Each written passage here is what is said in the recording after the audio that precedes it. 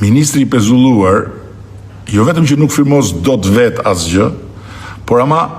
bën që askush tjetër të mos marrë dot vendim dhe të firmos gjësendin e emër të dikasterit, sepse kushtetuta ja jep atij dhe vetëm atij, ministrit, autoritetin ekskluziv të padelegueshëm tek askush tjetër. Prandaj edhe pezullimi i ministrit është absurd si koncept, sepse është bllokim i krejt zinxhirit vendimarrjes për sektorët që ministri mbulon. Dhe ndër gjërat që janë bllokuar nga pezullimi deri tani,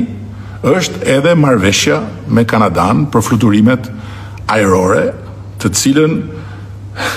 po mundohemi tani mos e zgjidhim me Ministrinë e Jashtme.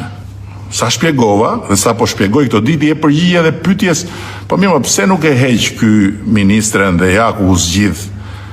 edhe ky problem bashk me gjithë litarin që i bëhet kular këmbëve të atyre sektorëve duke bllokuar punën. Jo, sepse heqja e ministrit në të rast nuk do zgjidhte këtë problem themelor, po do krijonte një problem themelor më vete për të nesërmen. Jo për mua, po për çdo qeveri, pasi miu i çbalancimit pushteteve, që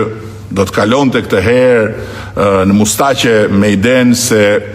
ministrat mund të hiqen pa gjyq, mund të hiqen pa vendim formës prerë, mund të hiqen pa dorëheqje, mund të hiqen pa vendim të kryeministrit, dhe thjesht mjafton një masë sigurie në një gjykatë shkallës parë, do të kthehej në ujk që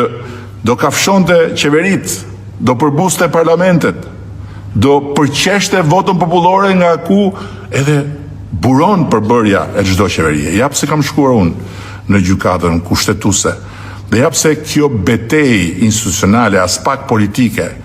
për të hequr të parin pezullim në botë të një ministri në vendim gjykate, nuk ka asnjë lidhje fare me emrin e vet ministrit.